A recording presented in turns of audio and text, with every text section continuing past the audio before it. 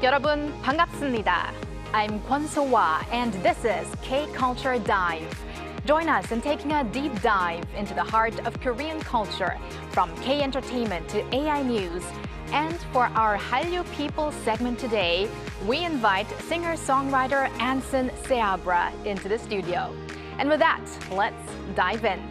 Joining us today on the show is my co-host Bella Kim. Bella, welcome back. Yay, I'm back. Thank you, Soa. I missed you. And of course, our K-Culture Dive viewers. I'm Bella, back again to co-host and fill you all in with the latest in K-entertainment.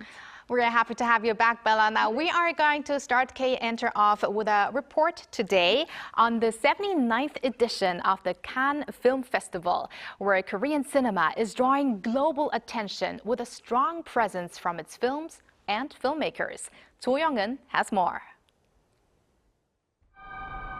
As a mysterious beast transforms an isolated village into a living nightmare, a desperate fight for survival erupts into catastrophic levels of chaos, captivating viewers with the overwhelming suspense. One of the most highly anticipated films at the 79th Cannes Film Festival, the Korean film Hope is competing for the festival's highest honor, the Palme d'Or. Returning to Cannes for the first time in a decade, director Naegohyang has once again captured global attention with a work many are describing as an entirely new cinematic genre.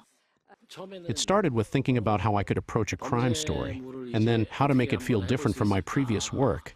As I kept turning it over in my mind, the story somehow ended up in outer space. Following its world premiere on Sunday, expectations are rising for the film's success at the closing ceremony this weekend. Of course, the actors also did a great job of performing those moments in a way that would allow the audience to take them as witty and humorous. But I'm still curious to see how the audience will take it. At Cannes this year, Korean film director Park Chan-wook also drew attention, serving as a jury member while receiving France's highest cultural honor. Reflecting on the growing global influence of Korean cinema, Park noted that the international film industry itself has become more open to diverse voices. Korea is no longer considered a peripheral country in cinema compared to 20 years ago. I wouldn't necessarily say Korean films themselves suddenly entered at the center. Rather, I believe the global film industry has become more open to embracing a wider diversity of films. Meanwhile, the team of Gunchae also made headlines following the film's world premiere in the midnight screenings, a non-competition section at the festival. Director Yeon Sang-ho once again placed Korean cinema at the center of the global film scene with its new zombie thriller. Following their appearance at Cannes, the team spoke to the press in Seoul ahead of the film's official release in Korea, where actors including Chun Ji-yeon reflected on celebrating their first official invitation to the festival with a Korean film. Introducing our film, there was such a meaningful and grateful experience. But at the same time, I felt like I came back with even more energy. As an actor, it gave me great courage and strength in presenting Gunchae.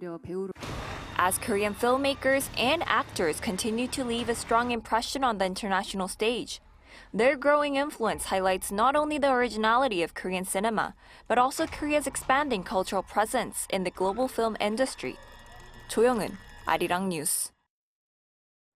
While the Cannes Film Festival is still underway, there is tremendous excitement here in Korea as Gunchae or Colony premieres today with high pre-reservation figures. And Bella, guess what? Who's gonna watch it on day one? Oh, let me guess. Our very own Soa? Of course. I hope you enjoy, and please tell me how it was. Okay, with no spoilers. Yes, no spoilers. Okay, I'm definitely gonna enjoy that. But Bella, I hear there's more news coming out of Cannes. Right, we just saw reports of this director, but director Park Chan-wook's upcoming Western film, The Brigands of Rattle Creek, has officially been introduced to global filmmakers through the Cannes film market. The poster for it was first released there, and it featured a silhouette of three men standing against a sunset red sky, evoking the classic imagery of traditional Western films. The new film is a story of revenge and justice during the American frontier era. We've also mentioned several times on our show about this star-studded Hollywood cast, so fans are very eager to see the chemistry between the actors. I am looking forward to that one too. But Bella, let's continue with some K-pop news. Right. We have a K-pop boy group who hit a great milestone. We're talking about TWS here. They have wrapped up their promotions for the 5th mini album on a career high note, achieving both their first million-seller title and an upcoming performance at one of the biggest venues in Korea, K-Expo Dome. The group showed explosive growth as their mini album hit about 1.1 million copies in its first week, becoming their first ever million seller. TWS have also locked in major global festival appearances and will kick off their very first Asia tour, 2026 TWS Tour 24/7 for You at K-Expo Dome in Seoul on June 27th and 28th before heading to cities across Asia. Great news there. Thank you very much, Bella, for those updates, and stick around. Will do. And let's now check with our AI anchor Arang for more on the culture front. Arang. Thanks, Suwon. Here's your AI guide to the latest cultural headlines from Korea. Let's begin with our top story. Andong City in Gyeongsang-buk-do Province is stepping up efforts to further boost local tourism following the Korea-Japan Summit. Held near the UNESCO-listed Hallyu Folk Village, the summit served as an opportunity to showcase Andong's unique tourism assets to a global audience, including famed traditional village, local cuisine, and nighttime attractions such as the Hallyu festivities. City officials aim to connect Andong's diverse cultural assets and enhance tourism convenience. To encourage longer visitor stays, the Culture Ministry will distribute discount vouchers for performing arts starting Friday, in a move to encourage citizens' cultural activities and support the performing arts sector. Some 240,000 discount vouchers worth 10,000 won each will be available on a first-come, first-served basis through ticketing platforms including Naver, Nord Universe, Yes24, and TicketLink. They can be used through September 3rd for performances including theater, musicals, classical music, traditional Korean music and dance. Pop music and commercial dance performances are excluded. Jeju-do Island will turn into a giant running course next month with the launch of Jeju Running Week from June 4 to 30th. Key events include the Jeju International Tourism Marathon Festival on June 7th, the Jeju Autumn Trail Run on June 13th, and Running Island on June 8 and 12th, which stretches across Udo and Marado Islands. Organizers say the program goes beyond sports, aiming to boost day-oriented tourism by integrating Jeju's coastal areas, hiking trails, and villages with local businesses and tourism. That's all from me. Turning now to a quick look at more K-culture stories making headlines today.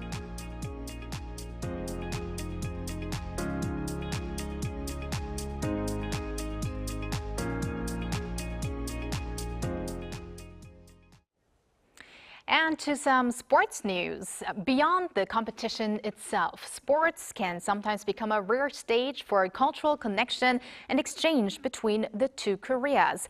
On Wednesday, women's football clubs from South and North Korea faced each other on South Korean soil for the first time in a historic AFC Women's Champions League semifinal. Our culture correspondent Park Chan-wook reports. Under the relentless rain, Suwon FC women opened the scoring with a goal by Haruhi Suzuki at the beginning of the second half. But the momentum didn't last long as Naegohyang Women's FC's Choi Gu-mok struck back with the equalizer before Kim Kyung-young netted the winning goal. Suwon captain Ji So-yeon then had a golden chance from the penalty spot, but her shot failed to find the net. The match ended in a 2-1 loss for Suwon. After the final whistle, Suwon's coach couldn't hide his disappointment and apologized to fans for the result. It was a disappointing match, but the players did their best. We really needed a win so more people would become interested in women's football. It was our first time playing in front of such a large crowd and with so many reporters, which makes the loss even more unfortunate. While admitting it had been a difficult match, Naegohyang said the team would prepare for an even better performance in the final later this week. Our players showed great mental strength despite difficult conditions, the heavy rain, and playing the opponent's stadium. Our team is still young and lacks experience, but I hope this match will help us take another step forward. We'll keep training hard for the final. The North Korean Central News Agency reported Wednesday's victory after remaining silent about the tournament for more than 50 days.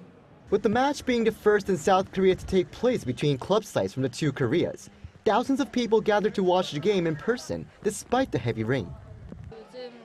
Recently, there hasn't been much exchange, so I hope sports events like this can lead to more interaction. Efforts toward inter-Korean unity had been recently stalled. I hope the match can serve as a refreshing turning point towards reunification. In the other semifinal on Wednesday, Tokyo Verde Belleza defeated Melbourne City FC 3-1. Naegohyang will now face Tokyo in the final on Saturday at 2 p.m., also in Suwon. The tournament champions will receive $1 million in prize money, while the runners-up will take $500,000. After the historic match between the teams from the two Koreas, attention now heads to whether Naegohyang Women's FC will be able to defeat Tokyo Verde Belleza and be crowned champions of Asia. Park Chan-wook, Arirang News.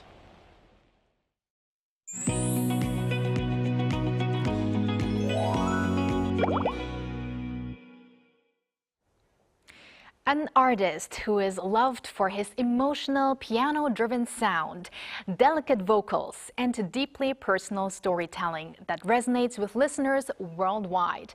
With viral global hits like Welcome to Wonderland, Walked Through Hell, and Peter Pan Was Right, he has built a devoted global fan base through music that captures vulnerability, imagination, and universal emotions. Korean fans will soon hear him live at the Seoul Jazz Festival. But before that, we are truly honored to welcome him live to our show today. Here's American singer-songwriter Anson Seabra. Welcome, Anson. Hello, Anson. Hi, everyone. Thanks for having me, guys. We are so happy to have you here, Anson, and we heard it is your first time in Korea. So first off, how was your impression after you arrived here? It was great. I mean, we were really tired when we got off the plane. It was a long flight, but everyone's been super friendly, and the weather actually has been really good, or better than, someone told me it was going to be really hot. So it hasn't been too hot, and I'm excited about that. So it's been great. We had some Korean barbecue, and I'm a happy man. So. Okay. I mean, it's raining a little bit today, but I guess when you're at the Seoul Jazz Festival, things are going to clear up. I think so, yeah, that's the plan. Yeah, great. And now it's only been a few days, but I heard you already had a fan meeting here in Korea with some of your fans. Yeah. And I saw some pictures on your SNS with your fans. So please tell us how it was. And is there anything else special that you've experienced during past few days here in Korea? Yeah, the fan meetup was great. It was kind of last minute, so I was surprised that we had such a good turnout, but it was at a local bar and just played some songs for the fans. And, you know, there were fans there that had been listening for a really long time. Like some said like 7 years, like sort of since I started. And so I think that's always the best part of touring for me, is to get to connect with people on the ground and really, you know, understand that my music travels kind of beyond like a computer screen, you know what I mean? So it was really special, and I was grateful for that.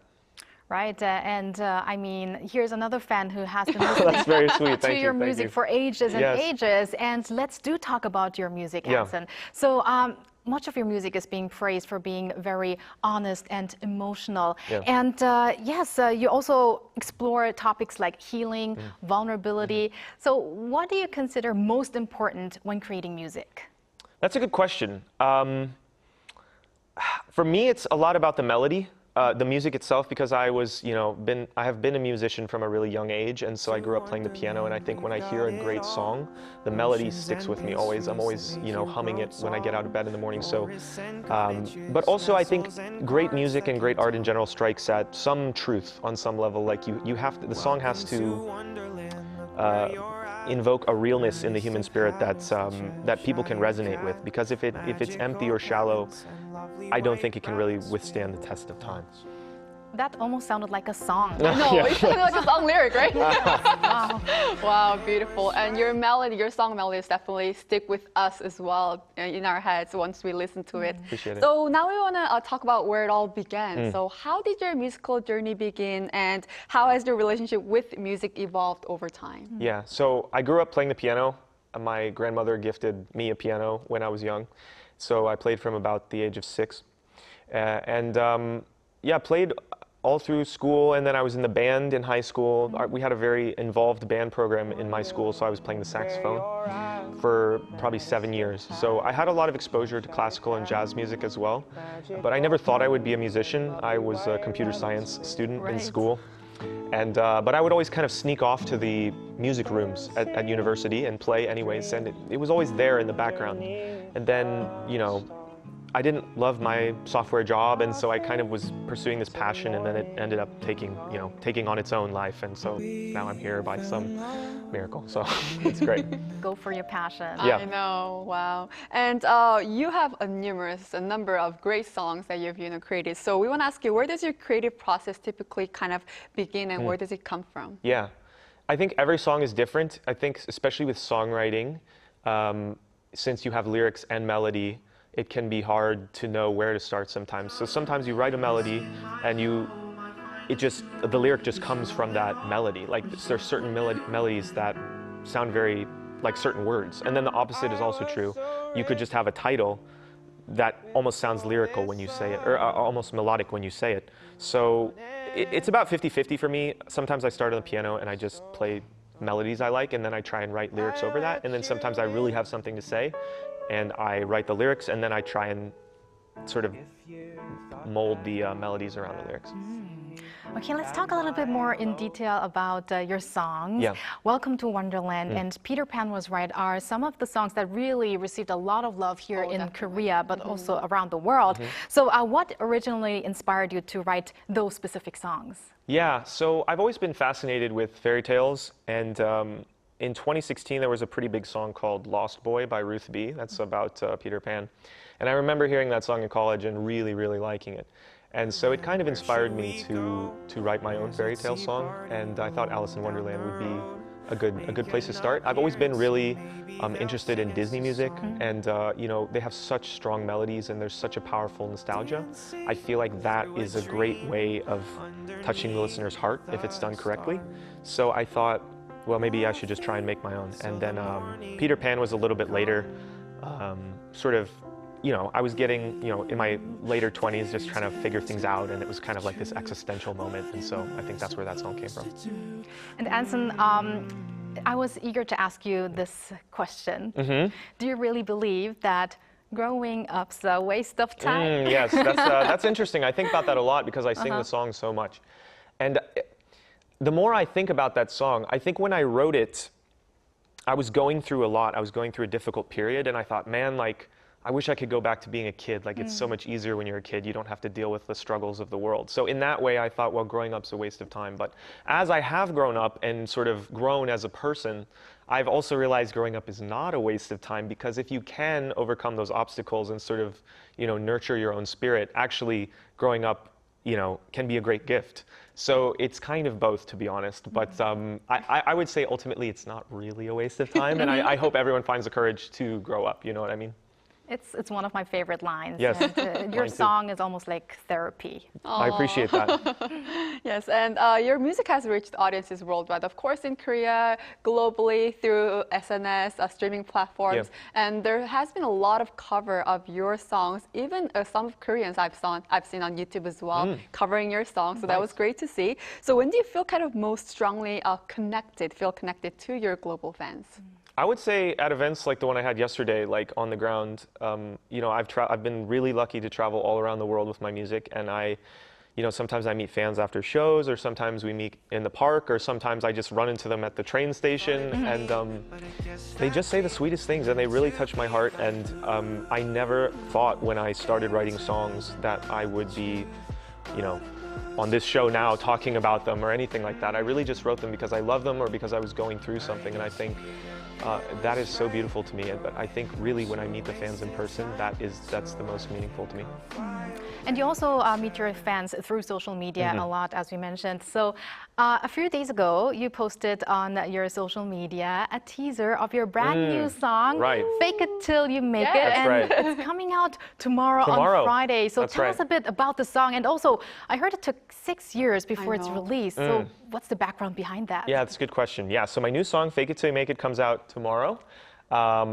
Make sure you go stream it. But the story behind that song is, yeah, I think for a long time, especially in my mid-20s, I think most people, to some degree, carry this this feeling like they're not good enough, or that maybe that they're searching for something. And I think we all kind of have this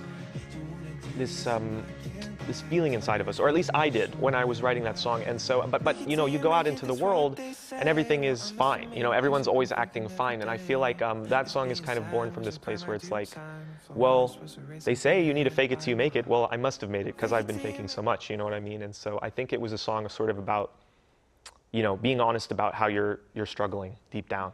And yeah, it still kind of rings true in my life. I think everyone's, you know, dealing with something, you know, and so I'm interested to see what people think because, yeah, it took a long time, mostly because I originally didn't want to put it out, but so many people asked me to.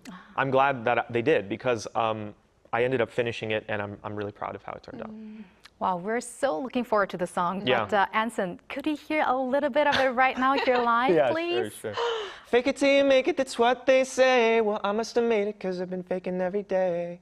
If being sad was a crime, I'd do time. If loneliness was a race, I'd be ahead by a mile. Oh my. Thank you. Maybe I should have not asked you because I'm tearing up. I know, me too. Live right now because I think this is such a cheerful melody, but I don't know why. The lyrics, your voice, it kind of makes you tear up. I know. Wow, so looking forward to your brand new song, Anson. Yes, oh, let's continue. Wow. Yes, definitely. And now that you're in Korea, we have to ask you, is there, you know, K-pop is huge worldwide as well. There are great Korean musicians as well. So anyone that you're interested or you listen to a lot and any artists that you want to collaborate with in the future as well? There's a lot. There's quite a few. I was mentioning in a previous interview, there's a Korean pianist named Yuruma, who is a big influence of mine just melodically. I was very, very inspired by his work. And then also, early on in my career, I actually got a shout out online from a BTS member, V. V, right. And this was in 2019 when I was not so popular. And I remember that day checking my phone, and it was like I got so many comments on my phone because I guess he had shouted me out on one of his live streams for my song Trying My Best. And so I would love to collaborate with him. There's really a long list, but I think maybe one of those two. I'm sure I'll get around to collaborating with someone soon. You're live on air right now. You can tell us more about that list. Yeah. Maybe they're watching or listening. Yeah. I mean, yeah, like I said, V is definitely a big one. And then you know, there's several K-pop groups that have been on my radar. What's it? Russian Roulette? No. That's the name of the song. That's Red Velvet. Red Velvet. Yeah. I really like Red Velvet. And who else? I mean. The list goes on. Well, you know, I hate to say K-pop Demon Hunters because it's such a, you know, it's become such a cliche. But to be honest, like that movie really moved me. I think it was really, really well done, and I would love to collaborate in some way on that project. With Lee maybe? Yes, absolutely. Yeah, I think it was just so well done, and to me, it was interesting to watch the movie as a performer and to see. Just to see like the dynamic of the performers and the I don't know, it was really beautiful to me. Yeah. I have to agree with you on that. And Anson, now you're going to meet your fans again, this time at the Seoul Jazz Festival in a couple of days. So yeah, how do you feel ahead of the performance, and do you have a message to your fans? I feel great. I mean, I'm really, really honored to be here, and it's always amazing to just come to a new part of the world and share my music, and I feel grateful for that.